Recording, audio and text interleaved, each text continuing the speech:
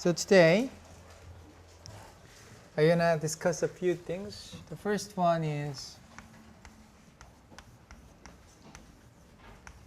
packages in R. Okay?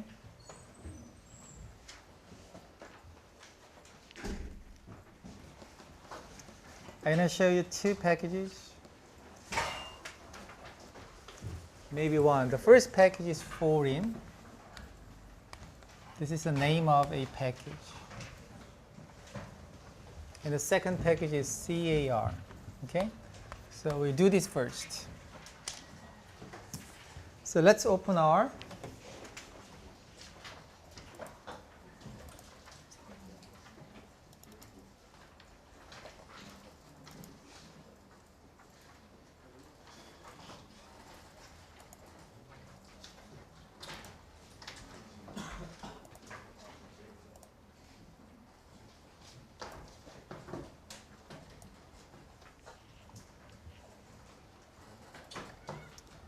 Okay, let's click this packages.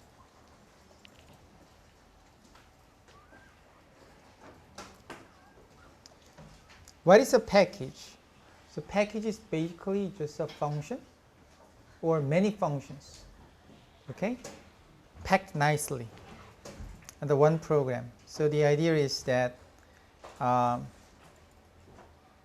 once you get used to, once you have more experience, you can write a nice functions in R, and then you can upload it somewhere, and you can share it with others. So once you upload it to the R website, then other people can download your function. Use it, okay?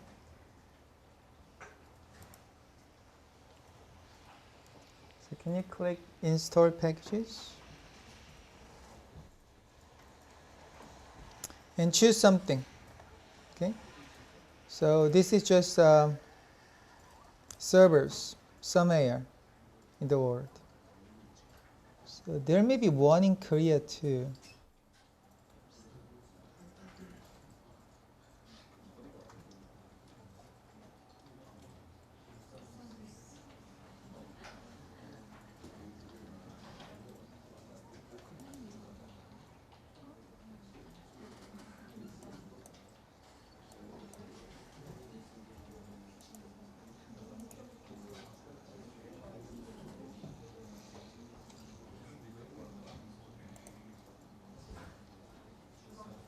Do you see any Korean server? Is there? Why I can't see it? Where is it?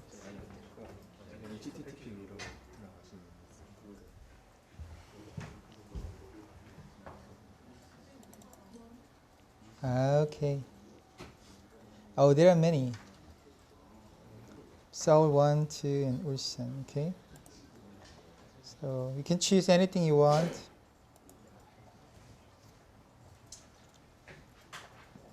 Okay. Now there are name of R packages, thousands of them. So always a problem is, you have to figure out what packages will do some jobs for you. So for a specific job, you need a specific package. So you can Google it later. Okay. So the first package we're gonna install is foreign. Find it.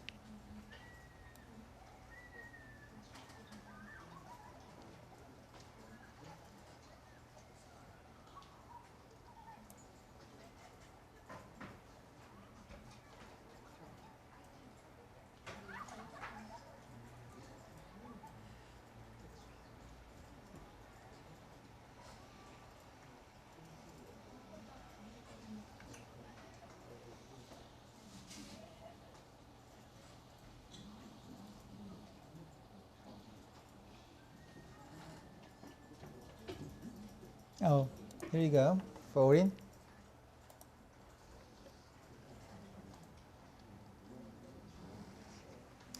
And you have to see this message. Package foreign successfully unpacked and checked. And must be installed there.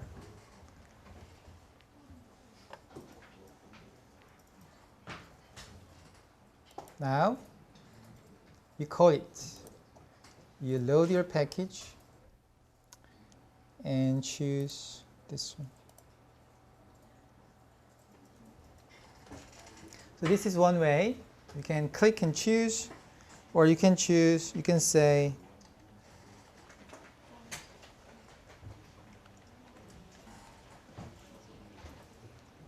library foreign, okay?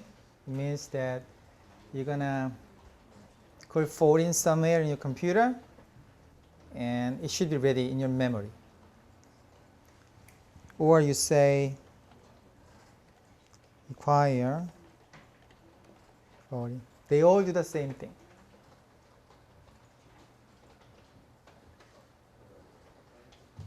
Now, what does it do? So far, we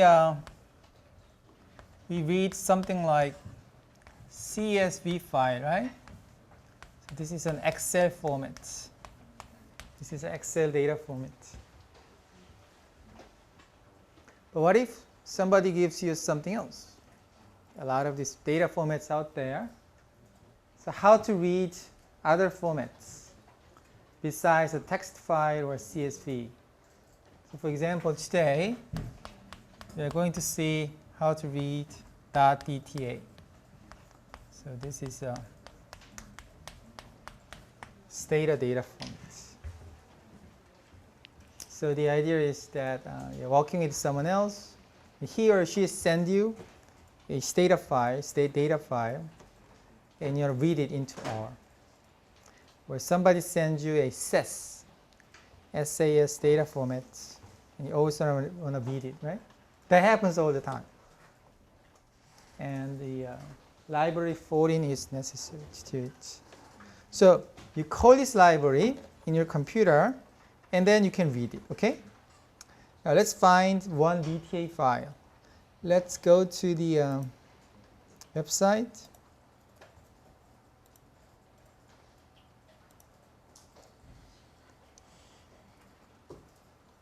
So do you see this second data set, caschool.dta? It's the same California school data set, but the format is in DTA, the Stata data file. So can you download it and save it somewhere?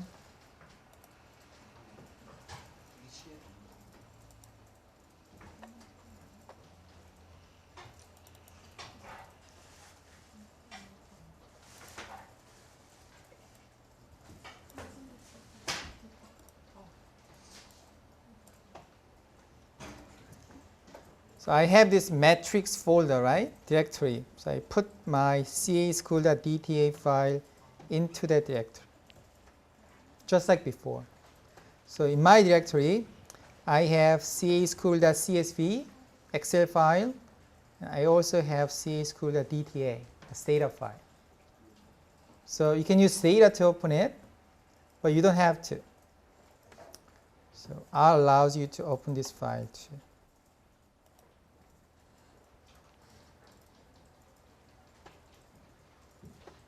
So when you're ready, it says data get read.dta. Oh, what am I doing? I didn't change my working directory. So please change your working directory first. So do you have any problem so far? Is everything okay? So that's how you install a package and how you call the package into your memory and use it. So suppose that you like to know what else this foreign package can do, okay? So how do you find it out? You just open a website. This is my favorite way. You just Google it. R package. This is usually the fastest way. Foreign. Type it.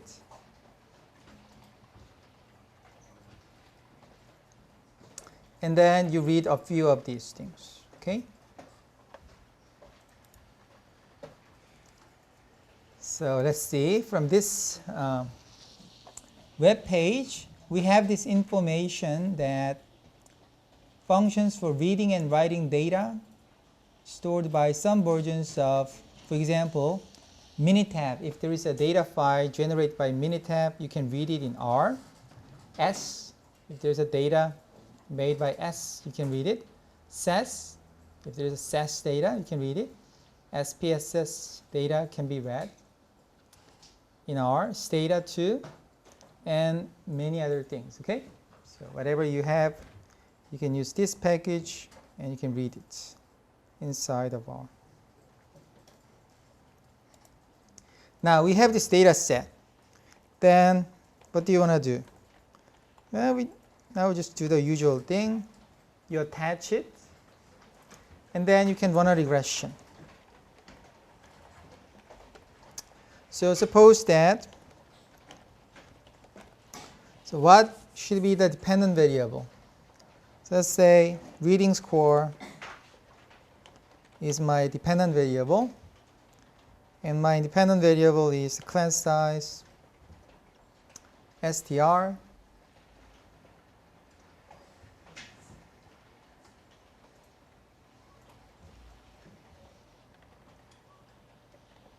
and let's use this meal plan percentage.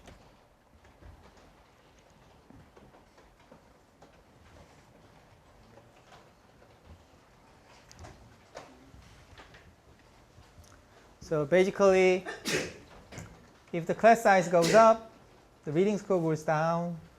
The meal percentage, the percentage of students who have reduced fee meal, so subsidized meal, if that ratio goes up, the average reading score goes down, which is kind of intuitive. So the next thing I want to talk about is how to use the R outcomes.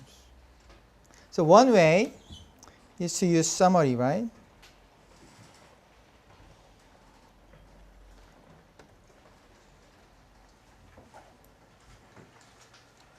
When you say summary of this regression, then it produces a lot of information.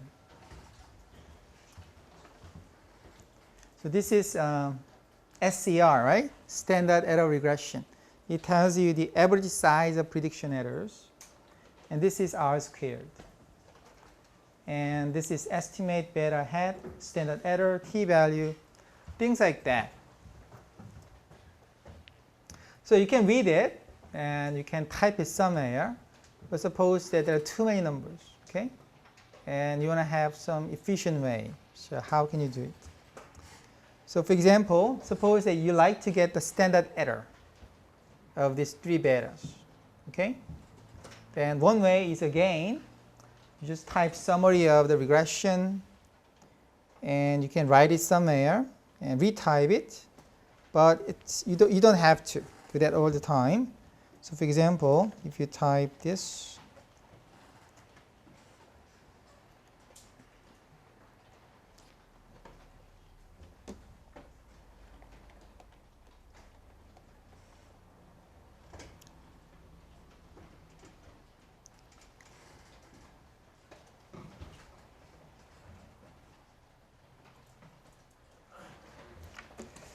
wait a minute, this is not what I wanted.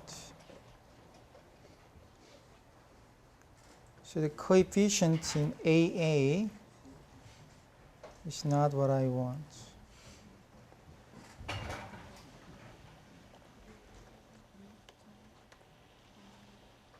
So let's try summary of those regression coefficients, the regression outcomes, and let's save it in BB. Let's see what is inside of this BB.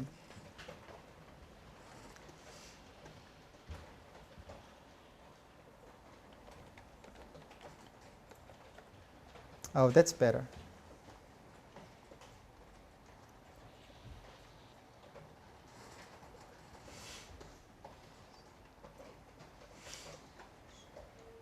So the idea is that somebody produced this matrix, right? So BB has a lot of this information. If you simply say coefficient inside of BB, the summary outcome, it gives you this part, this matrix, Okay.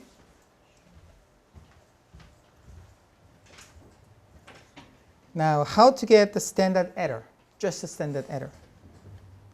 So it's a matrix. So it has two index, rows and columns. Standard errors are in the second column. So everything in row and second column gives you the standard error. Likewise, everything in row, so that's why it's empty. Index for row is empty. And the first column gives you beta hat. Right? For example, how to calculate the t-value. So you get beta hat, and you divide by the standard error, right? It's beta hat.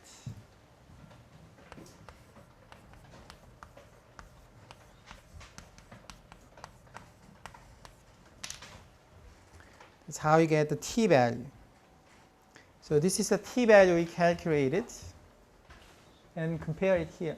Okay? So that's exactly how I calculate the t-value too.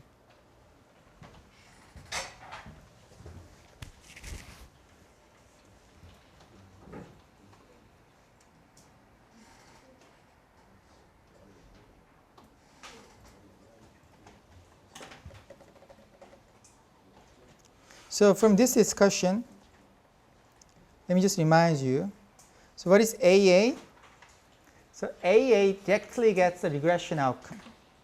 Okay, so this is AA. What is BB? I just named it in a convenient way.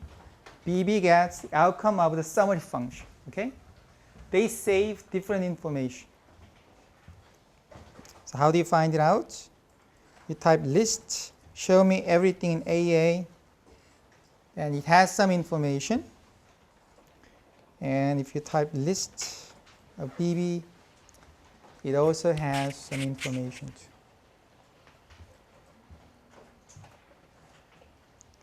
And the coefficient in AA is different from coefficient in BB, right?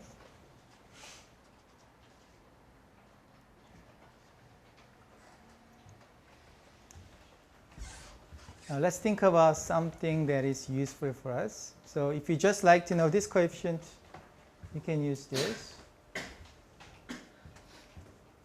If you like to know y hat for all observations, you can use this, okay? So I like to have fitted value inside of AA. So you type AA dollar fitted values. If you like to know u hat, you use this. What about r squared? R squared is not here. It's here. So you have to use. Let me show me r squared. That's in BB. 78%.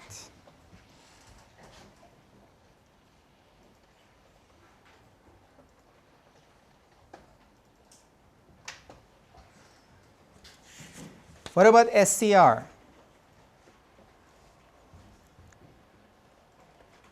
What is SCR? The sigma is actually SCR.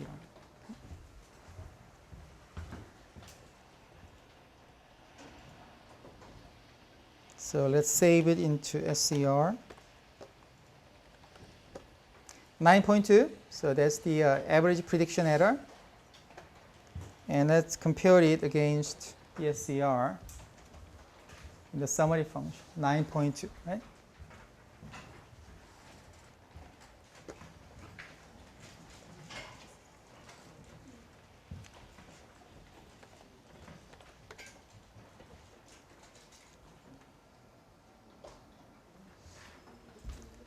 Now, what is the adjusted R squared? So we'll see this soon in chapter 6. So let's leave it there. What is covariance unscaled?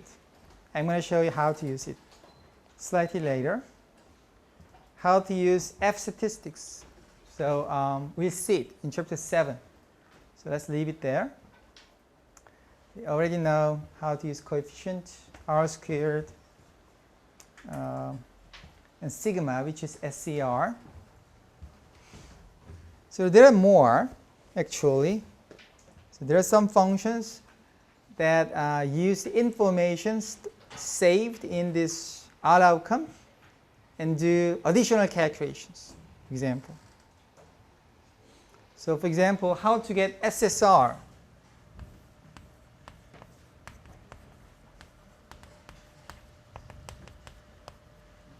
It's not in here, right? So SSR can be calculated, for example,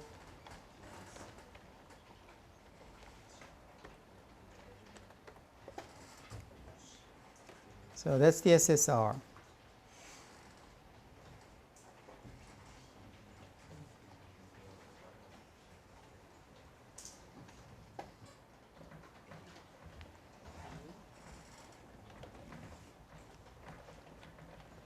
What is AIC? So we learn AIC a little bit later, but the thing is that it's not in the summary outcome. The R didn't calculate it yet, but you can use information in the summary outcome, and you can ask R to calculate such a thing. Okay? So for example, AIC number can be calculated this way.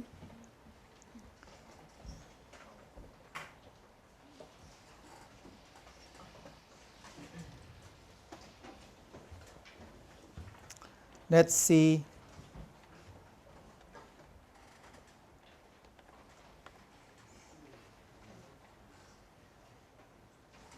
So what is this? VCOV. This is interesting.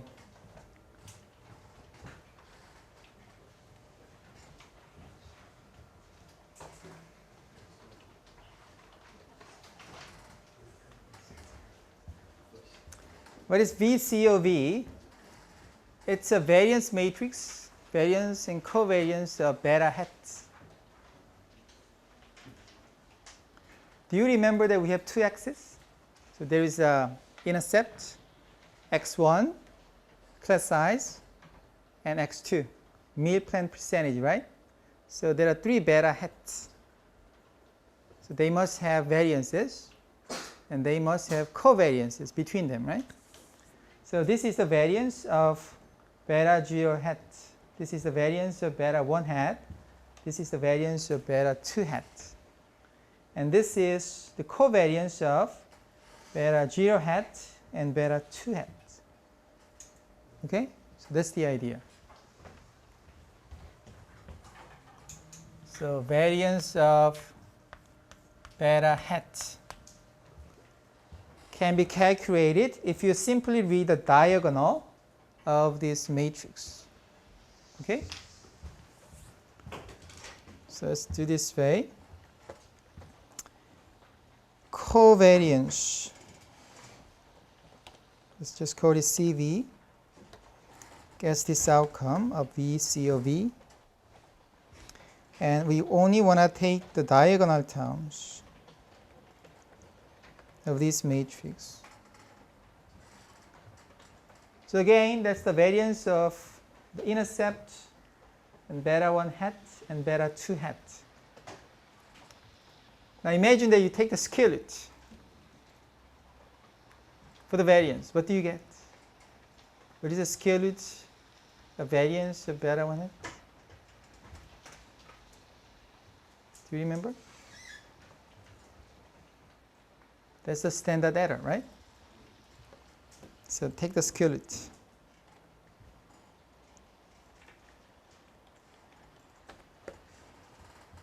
So this gotta be the standard error. Let's compare it. Coefficient of BB. Standard error from the summary functions and standard error from the VCOV functions. They must agree.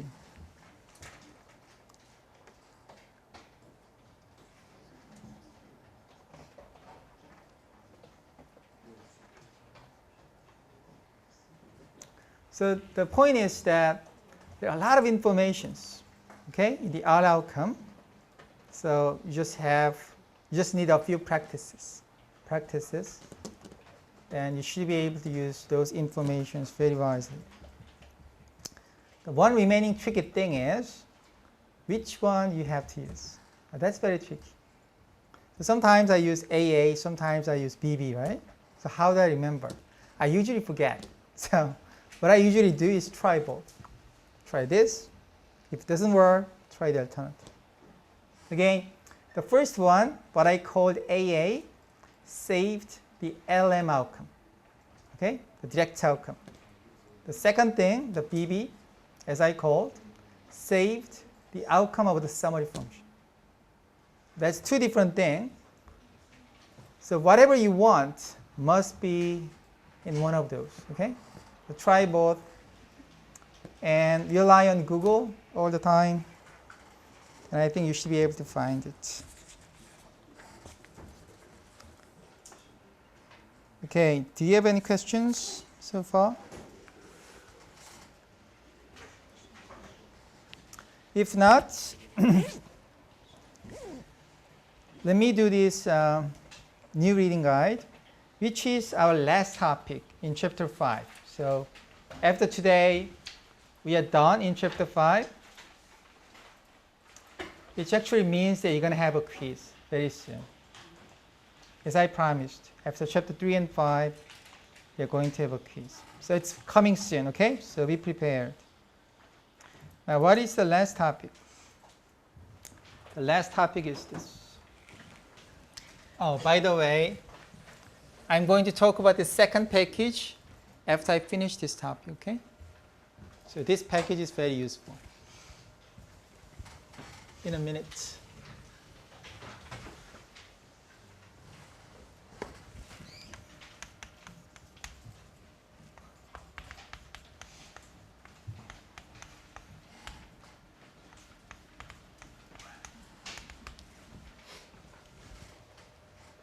Now we know a lot about this regression.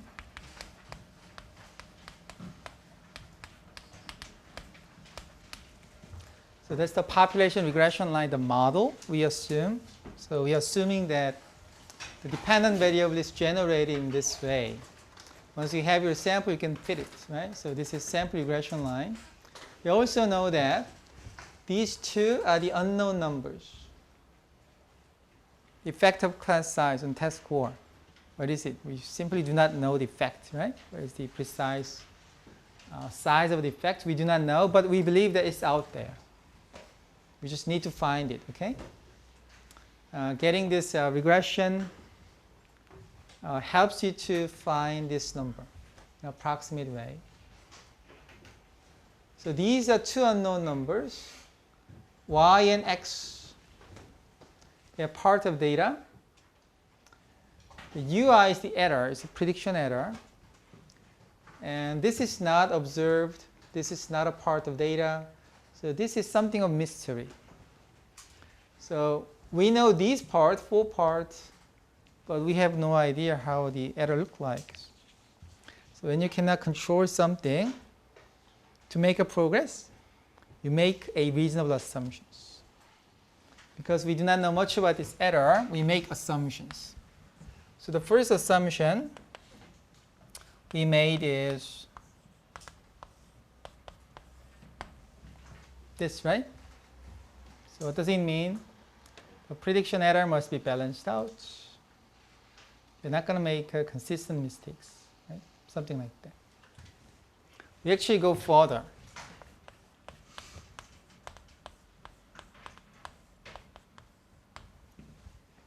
So for each value of x, class size, the prediction error is balanced out. And this implies this, of course. So that's one interpretation. A second interpretation is that this implies something like that the independent variables and errors are kind of uncorrelated, stronger than uncorrelated, something like that. But so far, it's all about the mean, the conditional mean. We never talked about the variance of the error, right? So the question is, what is the variance of error? Or to be more correct, what is the conditional variance of error? What is it?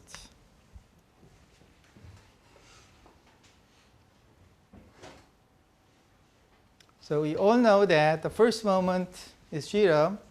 What about the second moment? So there are two ideas, two assumptions.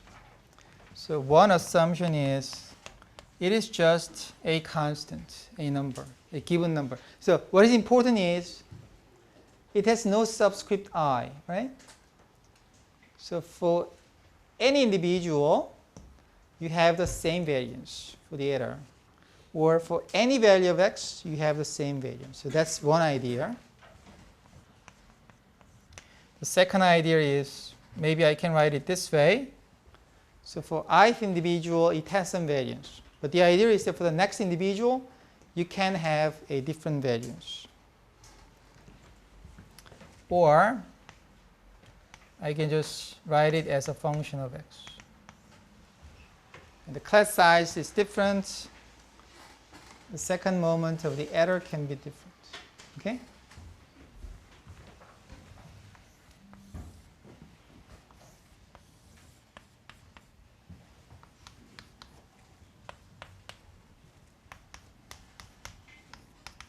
So under the first assumption, suppose that this is the regression error. So the constant variance in prediction errors means something like this. So this measures the variability in errors, right? So the variability when xi is small is the same as the variability when xi is big. So that's the meaning of first assumption. What if the second assumption makes sense?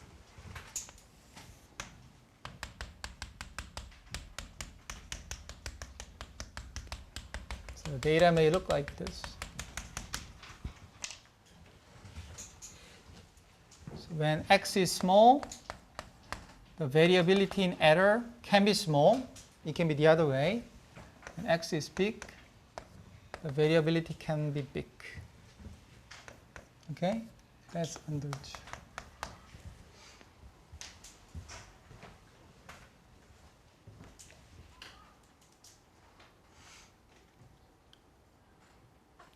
So basically, these two assumptions tell different stories about how the data look like.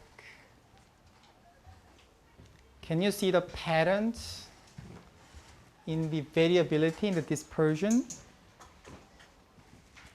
in the data? Or you believe that the variability in the error remains the same, a different value of x. So which one makes more sense? So that's the question. The title of this section is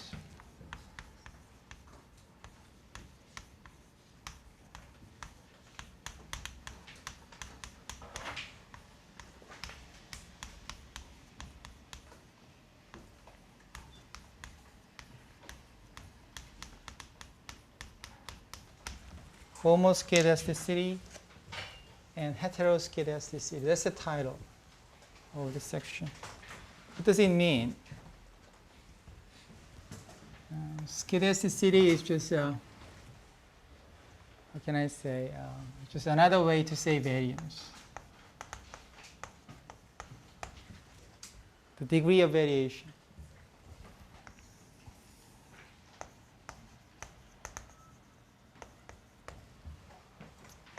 This means equal. This means unequal. Okay? So homoscedasticity means that the variance of U, the prediction error, is the same for every data point. Heteroscedasticity means that the variance of the error depends on the value of xi. Okay?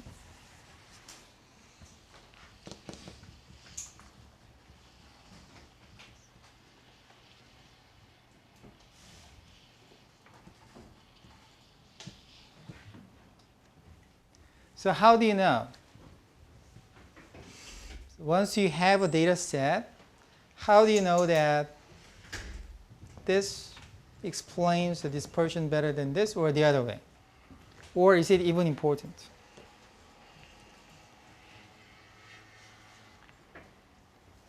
There are actually many methods. The first one is, you know, if data is simple, the model is simple, you can just plot it. Just make a scatter plot. If the tendency is very clear, then you can make an argument that it looks like that we have a homoscedastic error, homoscedastic U equal variance prediction error, or heteroscedastic error. You just plot it, make an argument. If you don't like it, it's not very scientific, right? Because two people see the same plot and may have a different conclusions. So you may not like it. Then there are plenty of tests, a lot of tests for these two situations. So the idea is that you can use those tests and figure out which word, one or two, you live in. So by the way, this is situation 1, this is situation 2.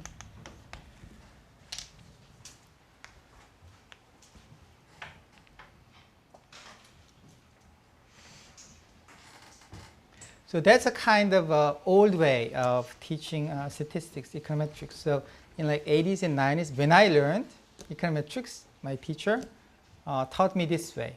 First, test the existence of heteroscedasticity. Okay, which one is right. And then if you decide that it is a homoscedastic error, you use this method. If you decide that it is a heteroscedastic error, you use a different method. So there are just two options in your standard error, in your t statistics. So you always have to decide it first. But that's an old way. In our way, in the textbook, we actually follow kind of different thing. So the message of this textbook is actually that's the modern standard. We don't even have to care. Okay. So that's actually the whole point of this section. The thing is this. To do everything about regression, like beta hat, standard error, t-test, p-value, or anything like that, we only need 3 assumptions. Can you recall those 3 assumptions? I can tell you the second and third. The second assumption says your observation data is IID. You have a random sample. So the second assumption tells us nothing about this variance of the prediction error. The third assumption says y and x has a thin error, thin tail. Some moment is finite. It doesn't tell us anything about the variance of the error. What is the first assumption? First assumption says this. Conditional mean of error given xi must be equal to 0. Basically means that they're uncorrelated. Again, this tells nothing about the variance of the error. And when we develop all those things, we never use any structure about the variance of the error. So my point is that whether this is true or this is true, it really doesn't matter. So whatever we know so far just remains to be true. Okay? So it's nice to know whether we have a homoscedastic error or not, heteroscedastic error, but we really do not care in that sense. So that's the message of this chapter. So let me just say one thing. Erase this. So there is only one place where these 2 assumptions make some difference. That's a standard error. And the standard error we know. Now this is very hard to remember. So let me cheat. Here's a standard error of beta 1 hat.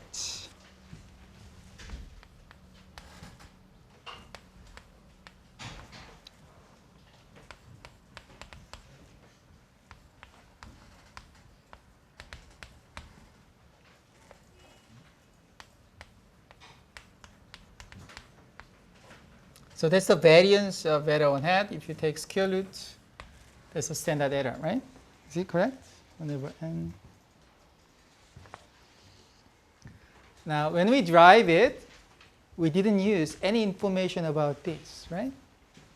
So it really doesn't matter. You can use it. It's good under 1 and under 2. So this standard error really doesn't care which one is correct.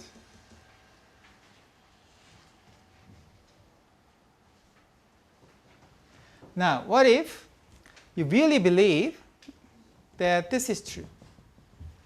The error is homoscedastic. What's the consequence? The only consequence is the standard error becomes very simple. Okay? So let me write it. Many terms just dropped out. And what is left?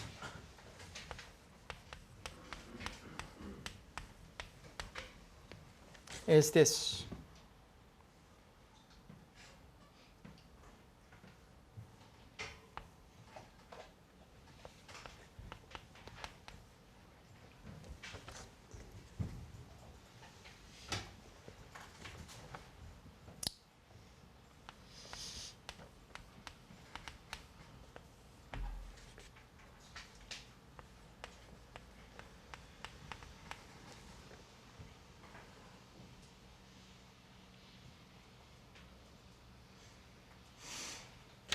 I'm in trouble. I didn't copy the right thing. So let me just.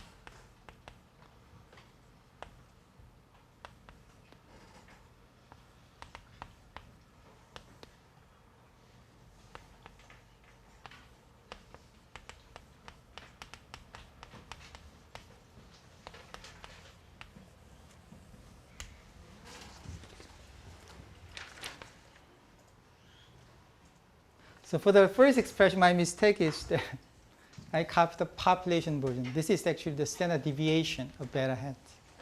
The second version, I copied a sample version. This is the standard error of beta hat. But anyway, if you really believe that this is true, then you can simplify the standard error. So where is the trick? So in the numerator, it only cares about u, right? It doesn't care about this correlation between x and u anymore. So there is some simplification. It's easier to calculate. But this one is good only under 1. Okay? So there are two options.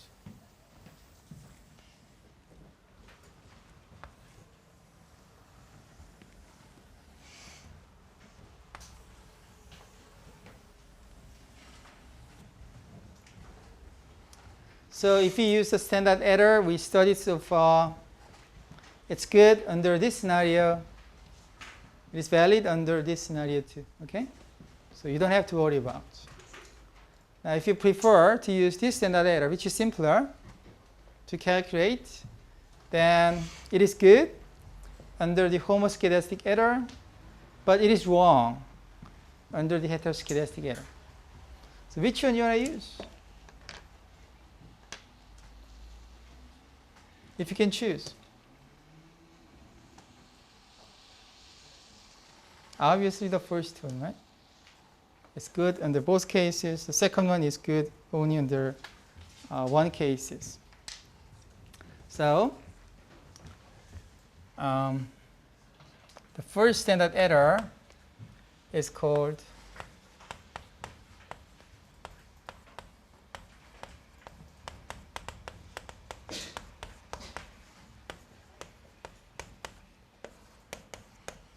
heteroscedastic robust standard error. And the second standard error is called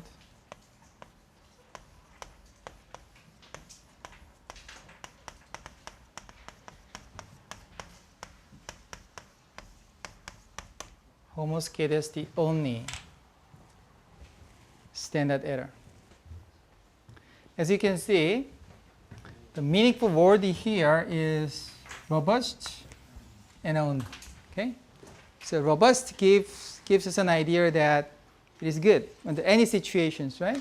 It's valid. Only means that it's good only under certain conditions. Homoscedasticity.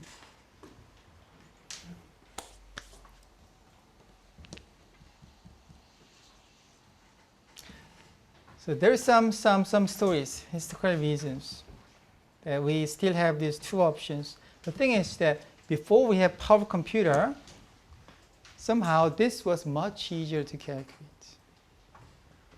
What is this? This is just SSR, right? If you don't take the square root. So if you know the SSR and sample variance of X, you're kind of done, right? So this is easier to calculate. So you can imagine that 20 years ago, 30 years ago, people have some reason to use this homoscedasticity only standard error. And then they like to check if it is okay, right? But now we have a very fast computer. We have R and data and everything. And they produce a standard error for us, right? You don't have to worry about calculating this thing. So these days, it's very common to simply use the heteroscedasticity robust standard error and forget about this issue. So this issue becomes kind of historical, old one, not really valid anymore. Is it clear? Do you get the idea? Now, one tricky thing. When you run a regression in R, does it show you the homoscedasticity only standard error or heteroscedasticity robust standard error? We prefer this one, right? Because it's valid under any circumstances. But unfortunately, this is really unfortunate. The default option in R is the second one, homoscedasticity only. Okay? So when you get the standard error, that's calculated using this formula. So how do you get this standard error? So for example, you just like to know. If you just run the regression in R, it automatically produces this one. And you like to know if there's any difference between two. If this is really true, the difference between these two must be really small, minimal, right? Because this is good under 1, this is good under 1, 2. So they must produce numbers that agree to each other. If this is true, and the degree of difference is really huge, you start to see some divergence between two. But anyway, we need to know how to get a heteroscedasticity robust standard error in R, right? So that's why we use a second package call. Okay, so let's go back to R and let's install it too. Can you go back to R and install it? Okay, it's my mistake. I should have checked it first before I came. So it appears that there is some problem between the packages. It rarely happens. So let me wait. So let me do this. By the way, this heteroscedasticity robust standard error in R is explained in day 15. Okay. So let me try to figure it out first, and probably tomorrow we'll come back to this issue. Okay. So let's just move on without actually solving the problem. And then let's discuss the really last topic. So I'm talking about this package a little bit later.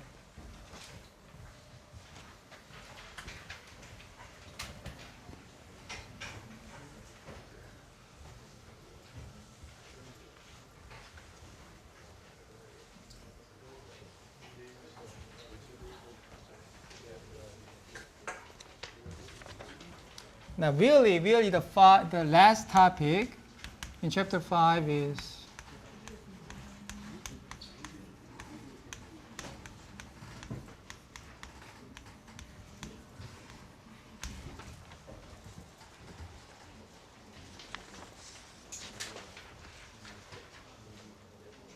the Gauss-Markov Theorem. Basically, it says Let's just view it as just one set. Let me call it least squares estimator. So what do I mean by least squares estimator? It's the estimator that we know, like beta 1 hat, given by this formula.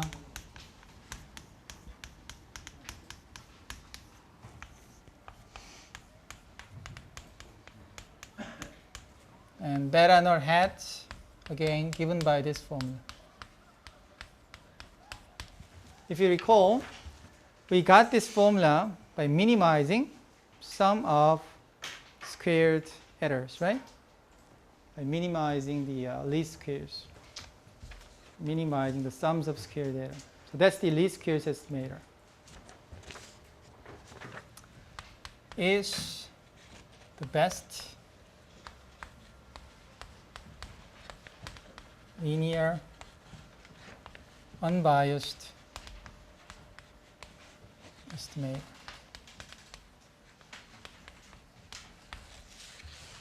So that's what it says. A theorem like this was proved by Gauss and Markov independently and many others too. By the way, we have seen this before, right? The sample mean was something like this. Do you remember? The sample mean y bar is the best linear unbiased estimator, right? And we says the sample mean is blue.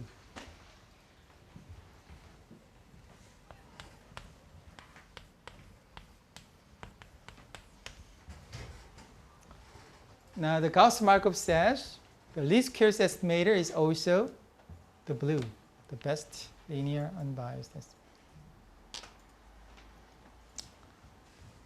Now what does it mean? By the way, they estimate different things, right? Y bar estimate the center of a distribution.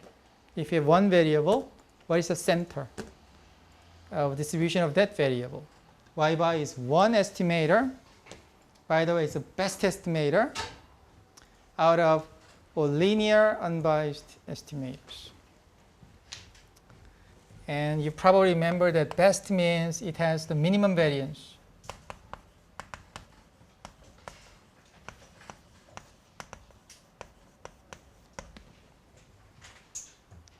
So y bar has the smallest variance out of all the linear and unbiased estimator. What's the meaning of linear? It's linear in data. So in this case, there's only this bunch of variables, right? yi.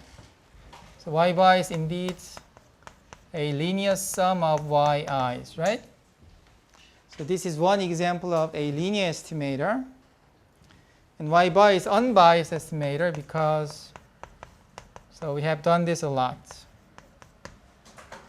In the test 2, the expected value of y bar is equal to the population mean. So y bar is indeed linear estimator, unbiased estimator. There are many of them.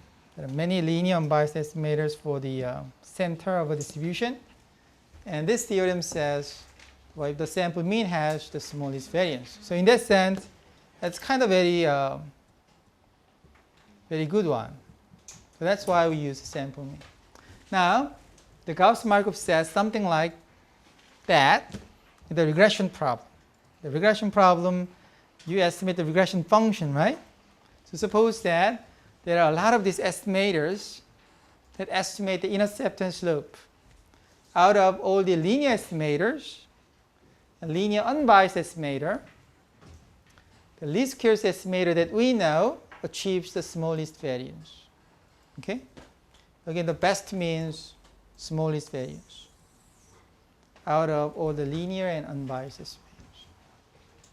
So that's what it says. So that's why we use, one of the reasons why we use the least squares estimator.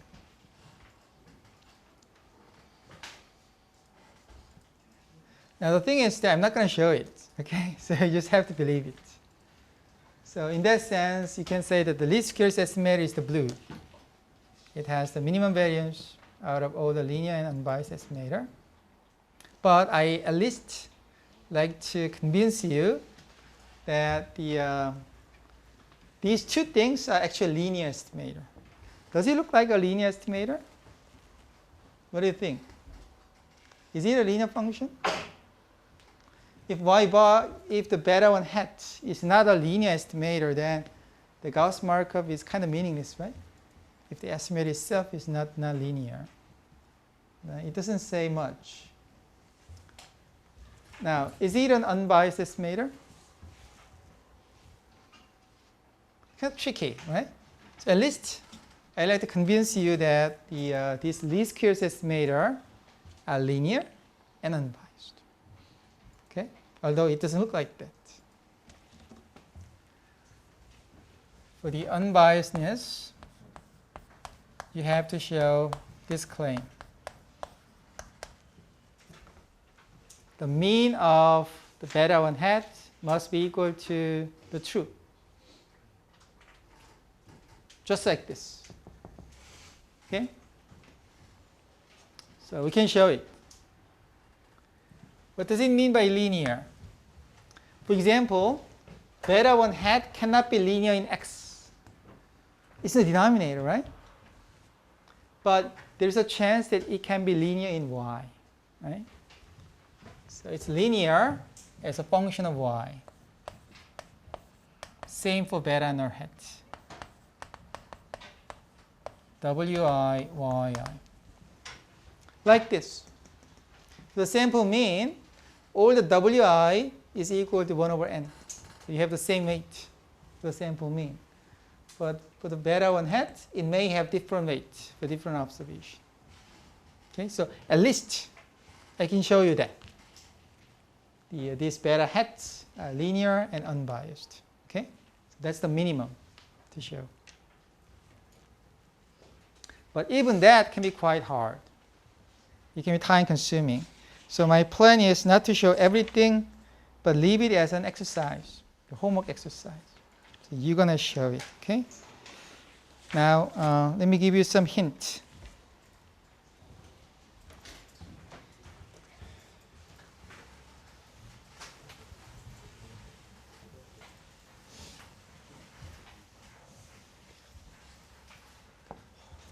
Now the first step, so to make it simple, let's just focus on the slope, okay? The intercept can be done in the same way. So let's just forget about this one.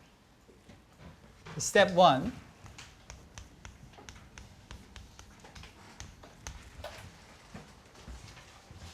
Is to show, so we start from here. This is our formula for the least squares estimator. Now you can show that this is sum of two things.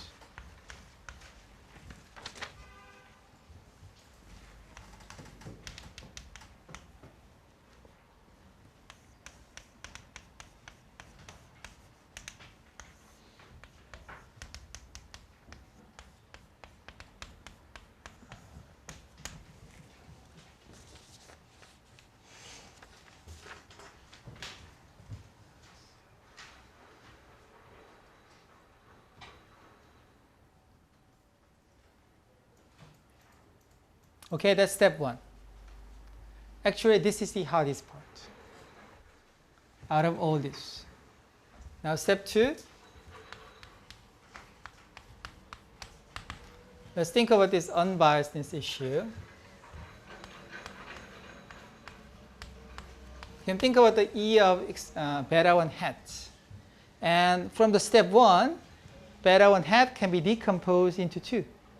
The true beta 1 plus something, some estimation error. Okay? So to make it work, you have to show that this guy disappears if you take the expected value. Imagine that because beta 1 hat is equal to the whole thing, imagine that you take the expectations over this. Beta 1 is just constant, it goes out. So what is left?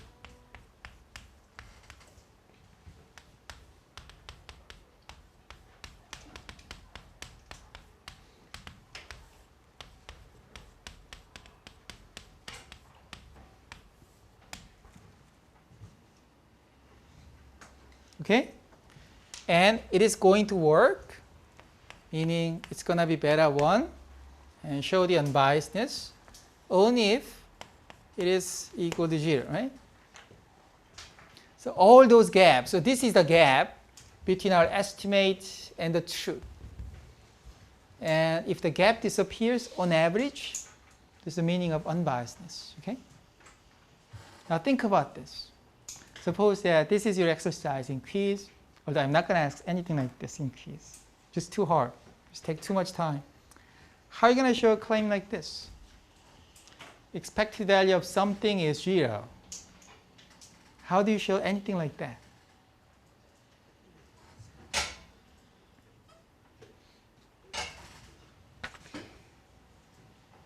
Do you remember what I said? Whenever something looks hard, what to do? The law of iterated expectation.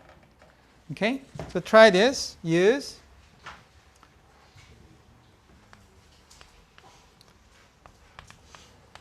law of iterated expectation.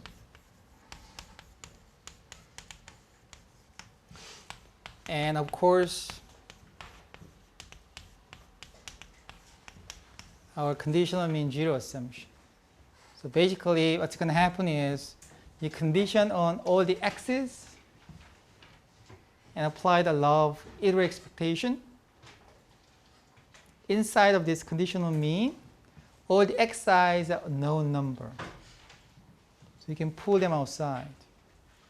What is left is ui conditioned on x.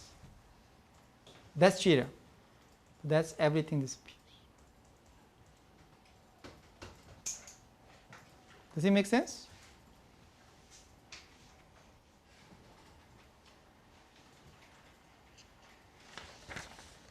Okay, so that's how you show this unbiasedness issue. So by following these steps, you show that the beta 1 hat is actually unbiased. What about the linear estimator? So beta 1 hat should be a linear sum of y's. It cannot be linear sum of x. So we just give up on that thing and focus on dependent variable.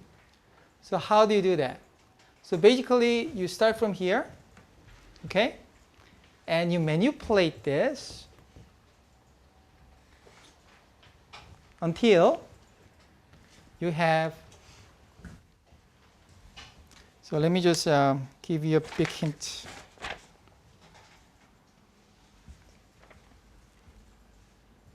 Can I erase this? Let me erase this part. So for the linearity, now we start from here, and you show that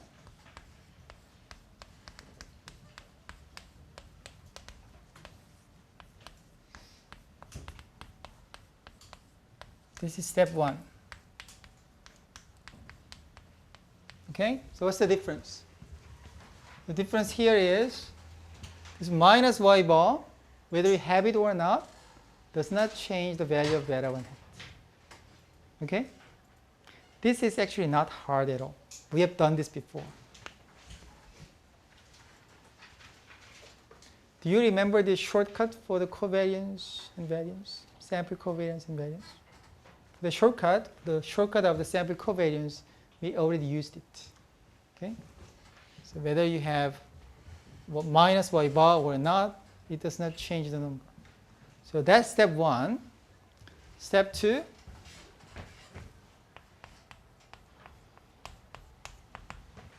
now you take a look at this expression, and you have to change it something which is as simple as this guy.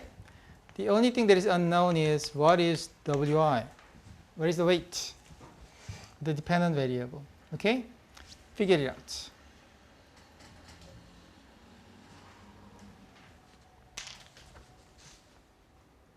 So when you come back tomorrow, then I expect that at least you're going to think about this, okay?